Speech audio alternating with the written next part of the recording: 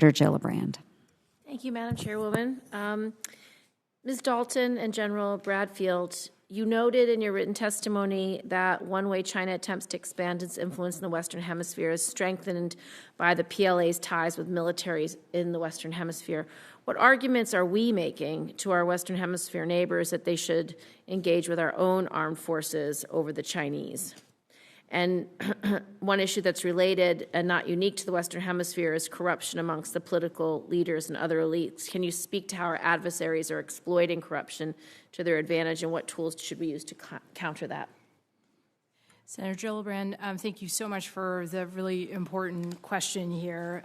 It is an issue that we are closely monitoring and seeking to counteract, given our longstanding defense relationships in the region. So it's deeply worrisome to us that China is attempting to make these inroads. In terms of the arguments that we're using, it is the fact that we have decades-long defense relationships in the region, that the quality of the security cooperation that we provide in terms of training and equipment, in terms of sustainment, is second to none globally, and that they are part of, therefore, a network of global U.S. allies and partners that share common interests and values. And I think that's a really compelling argument that most of our partners in the region that continues to resonate with them.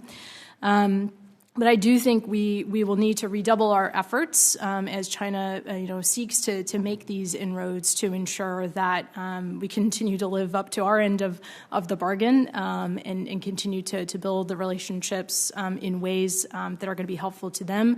And I do think that, again, there is an interrelationship here, as we were speaking about earlier, in terms of some of the other drivers of insecurity. You mentioned corruption. There's also the TCO dynamic, where actors like China and Russia, through disinformation, through cyber means, are looking to piggyback on some of those dynamics and foster a sense of disconnection between the government and their people, potentially. And this is an area that we continue to watch very closely. Senator, thank you for the question. The Joint Staff and NORAD, NORTHCOM, and SOUTHCOM are keenly aware of how China is maneuvering throughout the AOR and in our backyard. So what are we doing about it? We stand shoulder to shoulder with our partners and allies.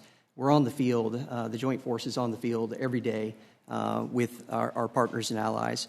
And we have some long-standing relationships that many of you on this committee may be well familiar with as well. A low-cost but high return on investment program like Security Partnership Program through the National Guard. So 4 members in this subcommittee have states that work in the hemisphere, and we're proud of that. These are long-standing relationships where we build trust, and we've earned the title of partner of choice. So while China will continue to do what they feel like they need to for strategy, our biggest strength in the hemisphere are our partnerships, our friends, our neighbors. So being on the battlefield and being in the space with them, both in training, exercises, and persistent engagements is very important. And we need to meet our partners and allies where they are with their challenges. So that's very important. So the support of this committee and Congress to fund those activities is very important. Acknowledging that we're in an unclassified setting, the efforts that China is making to train foreign military, are those efforts successful? And how would you rate them? And how do you think we should best counter it with the partnerships that we forged over several decades in Latin America? Yes, ma'am. Thank you. So we do get feedback from our partners and allies, and some do continue to send folks to training in Communist China. And again, you're right, at this level of classification, I could be more specific for the record later, ma'am. But it's effective because they keep going sometimes because it's a free paid-for school. but we do get the feedback that because we have an emphasis of human rights, a respect for civilian government and democracy, that we are the preferred partner of choice. Senator